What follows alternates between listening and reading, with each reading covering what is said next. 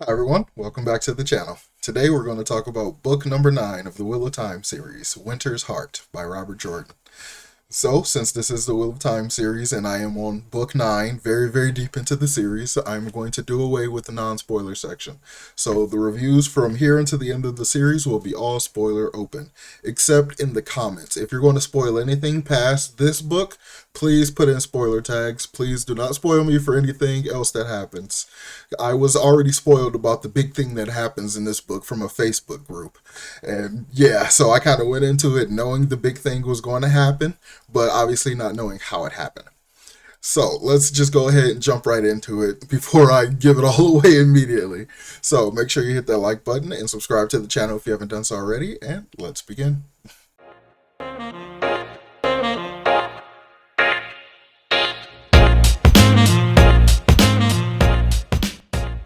So, Wheel of Time, book number 9, Winter's Heart. So now that the Bowl of Winds has been used, the weather has been basically reset back to normal. And it basically seems like we have pent up winter. So winter has come on with major vengeance in the story.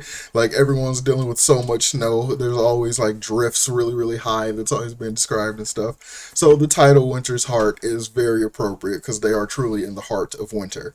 So when we pick up the story, we basically pick up exactly where we left off. So as soon as Perrin gets back, he finds out that Faile has been kidnapped, along with Morgaze. So they're both gone. Elayne's mom is gone, and so is Faile. They both have basically been enslaved by the Shido. But Perrin is basically half paranoid that she's dead. So he is a absolute mess. This like wrecks him severely. He is basically completely out of it. He's like ready to like run off and like go after her and stuff, but he, because he has all these responsibilities and things and all these people he needs to look out for and everything, he obviously can't just go out and search for her. So he contemplates the idea of asking the wolves for help.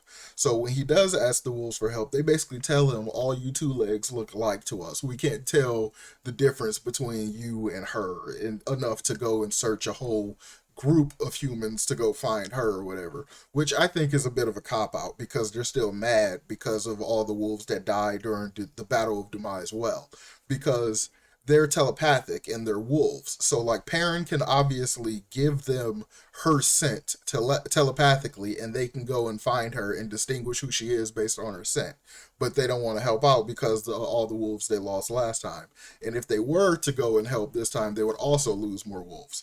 So from that perspective, I understand it. But in general, I'm like, that kind of sucks. Like, I mean, I guess they are. It's supposed to be a give and take. He can't just use the wolves as an asset or anything like that. So I kind of get it, but it's like, oh, I wanted more Super Pack, especially with Elias being around and stuff. Like we could have definitely had Super Pack, but I hope he's off, looking for her. But I honestly don't have a lot of faith that he's coming back into the story.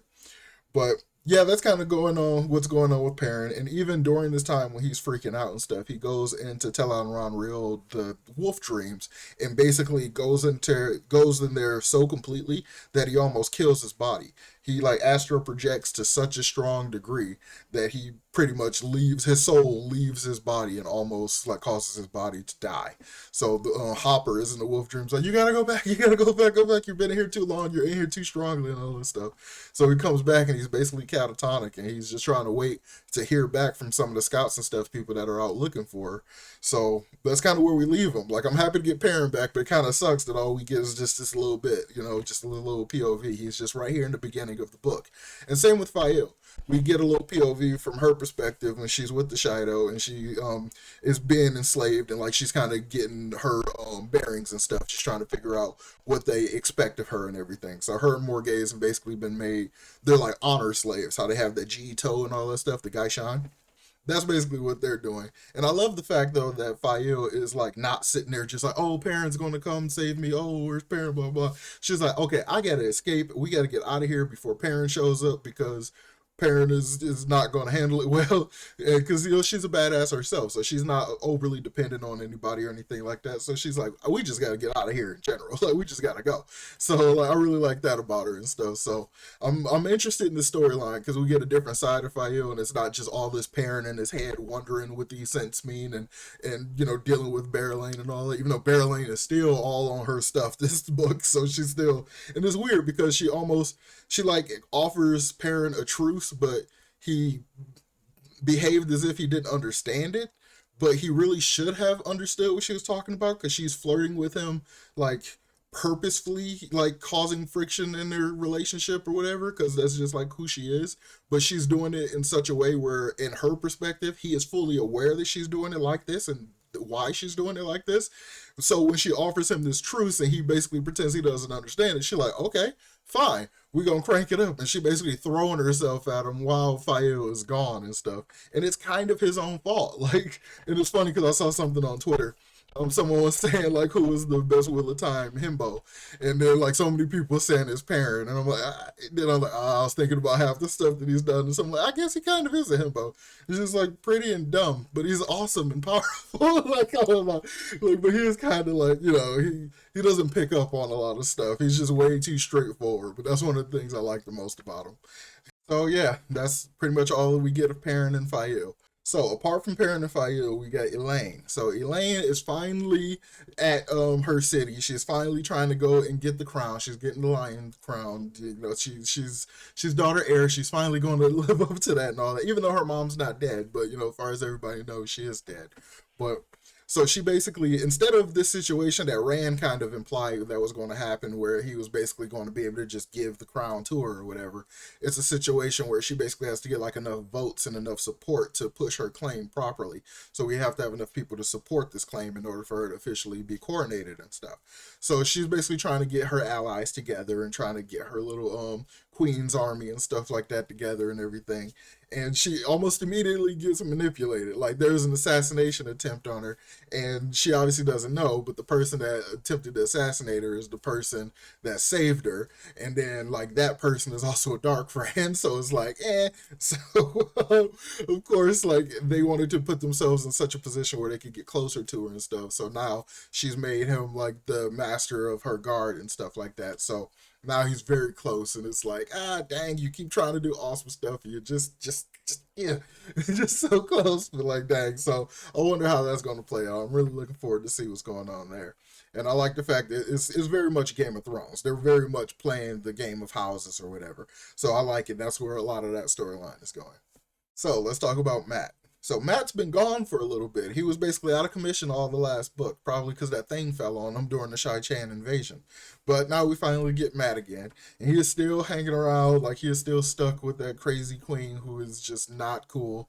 Like I hate the fact that they're trying to play up this like Stockholm syndrome thing or whatever, but it's very clear that he is still not into it. Like it's rape. It's terrible and it's continuous. And if it was a female and a king was doing this, everybody would be up in arms.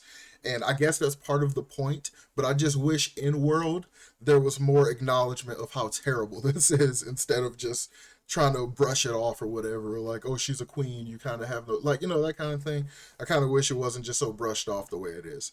But luckily, Matt does actually get out of that situation. So he realizes like he needs to get the hell up out of here. He needs to go. So he sees the circuses in town and stuff, and so he's like, I'm going to use this as a smoke screen to get out of here. So he tries to get like his people and a couple other people that are trying to leave, and try to use that as a smoke screen.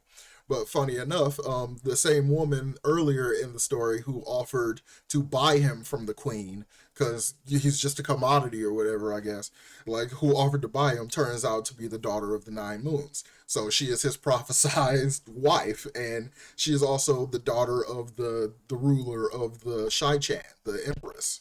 So of all the people for him to be destined to be married to, it's really interesting that it's the one. Well, I don't know. Maybe Matt wouldn't hate it that much because he does not like Aes Sedai.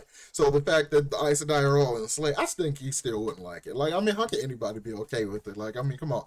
So I wonder though, the fact that they're clearly going to get together, does that mean like is Matt going to be like king of the Shai Chan or whatever? Like, are they going to, or like is the emperor situation like purely female line? So he'd be like a consort instead of, you know, anything else.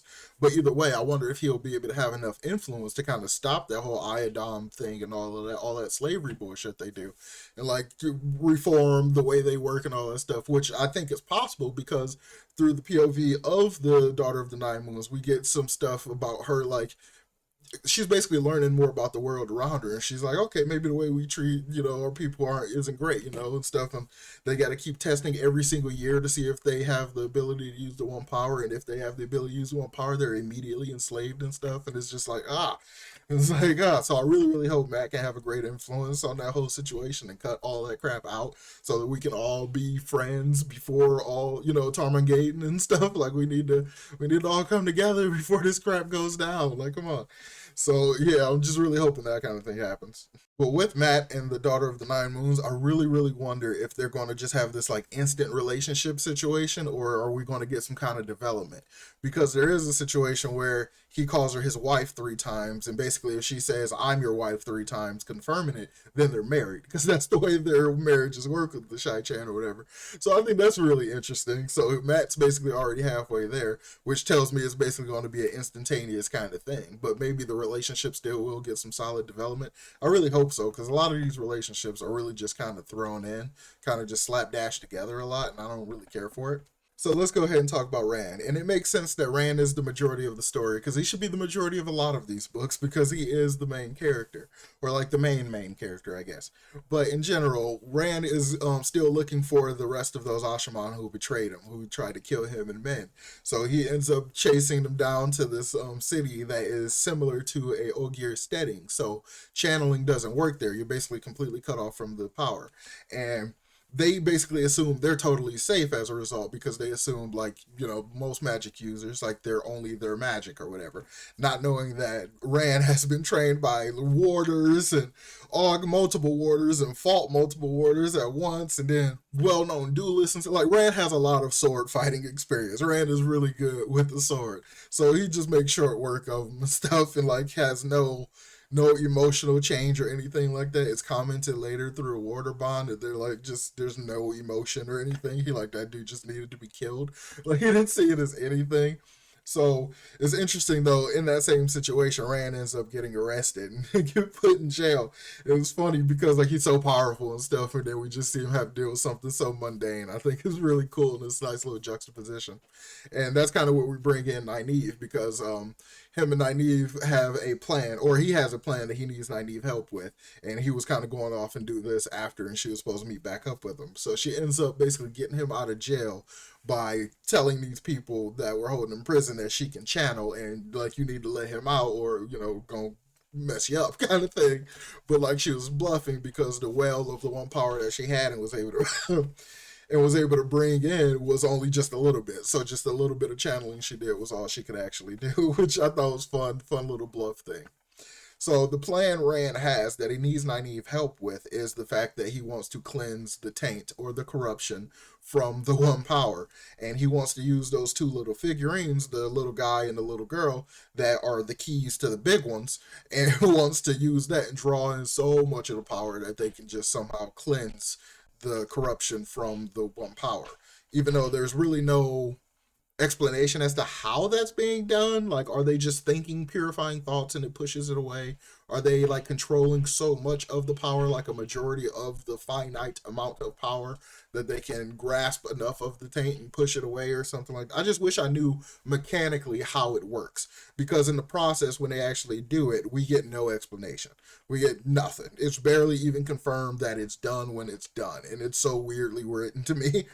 But before we talk more about that, let's talk about the Supergirls, because they finally show up, because they're finally in the exact same location as Rand for the first time in like a bunch of books.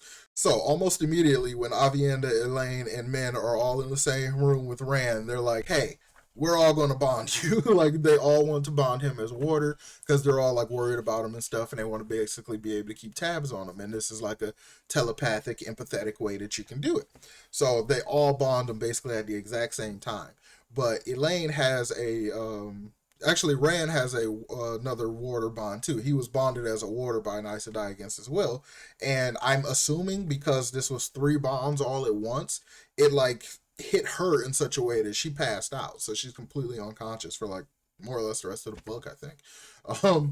And but nothing happens to Elaine's warder, to Brigida. I can't say her name. The Silver Bow was dead, not dead girl, was until I run real. The really cool girl who's Matt's drinking buddy, who I really, really like a lot, and I really wanted her to end up with him. But yeah, so it didn't really affect her in the same way. It didn't like make her pass out or anything. So that leads me to believe that it's the fact that it's the 3 warder bonds on Rand. So any other connection that he had, like, felt it and like caused her to pass out or whatever. So right after they basically bond Rand, Min and Avienda is like, okay, we'll go off and go do other things because we've already had our turn riding the dragon. Now it's your turn, Elayne. And I'm like, it's just so weird because they did it very much without explicitly saying that. They're like, well, we're just gonna go ahead and get out of here because like earlier in the story, Elayne and Avienda did the first sister ceremony, which is essentially a water bond between them. So they have a vague, like I think a weaker empathetic bond between each other than the regular water bond and stuff. So I thought that was kind of cool. It shows a much better dynamic between them all as, his wives and stuff like that to me. Even though I still say it would be a lot better if they're all polyamorous and just all together, because with this bond, they can sense, including Brigitte, whatever, they can sense what's going on with Rand and Elayne. Like, so they're all like freaking out about it and stuff like, oh God, no, oh God. Like, so they basically want to go and get drunk in order to try to ignore it. And because of Min's ability to like her viewings and stuff, she knows that Elayne is getting pregnant right now. Like, so it's crazy because she knows that she's getting pregnant. And then she like looks at Avienda like, okay, you're going to have like 4 kids with Rand and stuff. But because her powers don't work on herself, she has no idea how many kids she's going to have. And that just kind of gets my brain going in like this Luz Theron Kinslayer direction. Because if Rand becomes a Kinslayer, we're just giving him more people to kill. Because I still think his insanity, the Luz Theron personality thing, I think that's mild, at least somewhat. I think it's separate from the corruption and the one power. Because the insanity that Luz Theron originally had seemed like it was the insanity based on the taint. So now Rand, by his soul and personality and stuff being in Rand's head, I think that's a different situation. I don't think it's the same thing. So I think Rand's still going to have some kind of stuff to deal with for the next few books, even though the rest of the male channelers should be fine. That's kind of my guess right now. So essentially we have Rand is now married, I don't know, to the 3 girls and stuff. So now they're all, happy go lucky or whatever, but they all still got to go off and do their own thing. So for whatever reason, pretty much right after Rand gets cussed out by Cat Swain and like put down and disrespected and all this stuff, she's like what 400 years old or something like that. So she talks to everybody like they're just a little toddler or something, and just like a really mean kind of way. Like I don't know why that worked on Rand, but Rand's like, oh, okay, you can be my advisor, you can be the Moraine replacement or whatever. And I still think she's going to pull a Gandalf. I'm literally still waiting for her to just show back up because there's a little bit of whisperings about that too. So I'm like. Yeah, I'm waiting for her to show up. Moraine the White. I'm expecting it to happen. But now Cat Swain is his advisor, and she, along with the bonded Aes Sedai, the ones who swore oaths to him, and some of the loyal Ashaman, they all go with Rand and Nynaeve up to Shadar Logoth in order to basically be their bodyguard team while they try to do this. Because using those Angreals, those devices, they are going to be using so much of the power that any male or female can sense them using the power from pretty much anywhere on the planet. It's like the largest beacon fire ever. So they are definitely, the Forsaken are definitely going to come after them because they're going to try to steal those figurines or whatever, and they're going to just try to kill Rand. So we have the Ashaman with some Aes Sedai, like they're all linking up and stuff and like doing the circle or whatever so they can be more powerful, so they can go up against the Forsaken and stuff. And I really like this idea. I think it's really cool, but I just think it's so weird to me the way it's written because we get very little detail or information about these fights that are going on. We just have other people saying, oh, they sense the power is being used over there or something like that, but we don't really get any action for it. And then like I could accept the lack of action from the protectors and stuff if we get more explanation as to what Rand and Nynaeve were doing. But we didn't get anything. Like even in their POV, Rand is basically just saying like he can feel the taint, he can feel the he can feel the corruption or whatever, and there's not a lot of detail as to how it works. I mean, yes, it's magic and it's kind of a softer magic system. It's a lot more ooh ah kind of thing. So there's not so much explanation, even though a lot of the direct rules of it, I don't know, this is a very interesting hard / soft magic system. But in any case, we get almost no explanation as to how they actually remove the corruption from the One Power, which kind of annoys the crap out of me. We barely even got any indication that it was successfully done because they both just like passed out immediately. So we didn't find. Basically, I think the narrator told us, or no, because everybody started to figure it out around the world and stuff. Like, so everybody started to notice and stuff. So it wasn't just the narrator that told us, but still, it was like it's so weird because like I would almost say that this book shouldn't be in the slog because of this event that happens, but the way it's written and the way it's told means it has to go in the slog because it's such a huge monumental event, but we get such like near nothing explanation of it. It's so weird to me. I would expect a lot more specific detail about what they're doing to cleanse the power. How did Rand have any inclination or idea to do this? Why did nobody else ever try to do this before? Even if they couldn't find those figurines, the conversation of doing something like this should have been more prevalent because it makes it feel like it comes out of nowhere to me. It's like, even though somebody on Facebook spoiled that this was going to happen, I was looking for signs that somebody was going to try to do this, and nobody mentioned it up until Rand just like, hey, Nani, if you want to help me with something, like, kind of like, so it's really weird. It's like, yeah, so the way it's written, some of it's written is just like, I don't get it. It's a lot of great information. It's a lot of fun, cool stuff that happens, but the way the information comes across is it's so like, it's like I don't want to tell you, but I guess I have to tell you, kind of thing or something. I don't know, but like it left kind of I don't know. I was less than satisfied with the way it wrapped up because of that. I'll say that. In cleansing the taint, I kind of felt like that would be like a second to the last book kind of event. I figured that would be something that would take a long time to happen. It would be one of the last climactic things that happens before the whole story wraps up. But it happens like, what, there's 14 books, so it happens 5 books early, basically. So like that means that just there has to be just so much more that's going to happen. I don't know. I'm just hyper interested in it now. Because, like, without that obstruction being in the way, without having to worry about any of the male channelers going insane, we can actually, like, put some stuff back together. Like, you could have the official White Tower with Egwene working with the Black Tower, because also Elayne has to deal with them because they're in her city. That's where the Black Tower is. So she's already going to have some background with them and stuff. So unity, people, unity, just unity. We need to get rid of the Shido. We need to deal with the Shy Chain, have Matt kind of fix them and like free all those channeling women and stuff, and probably irradiate half the people that keep trying to enslave them.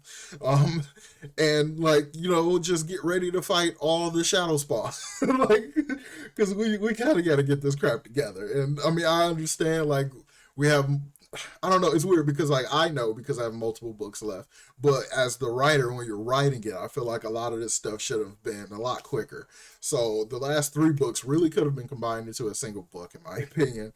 But I don't know. It's just my opinion, my experience of it. I really think that a lot of the stuff that happened could have been easily compressed. This book felt a little bit more like a solid book, like a almost complete book, as opposed to the last 2 that felt like they could have been easily smushed in on one of the other books. But I enjoyed it. I definitely did enjoy this one more than the last 2 specifically. So I guess I'm going to go ahead and wrap up since this video is going on a little long. But I am definitely, after this, I am going to talk about the Wheel of Time so far, 2/3 of the way through. So similar to what I did after I finished the 4th book or 5th book, I'm going to do the same thing and talk about this chunk of the books and see how I feel about the series at this point. So make sure you're subscribed to the channel to catch that video. So what was your favorite part of Winter's Heart? Let me know about that in the comments down below. So make sure you hit that like button and subscribe to the channel if you haven't done so already, and I will talk to you all next time. Peace.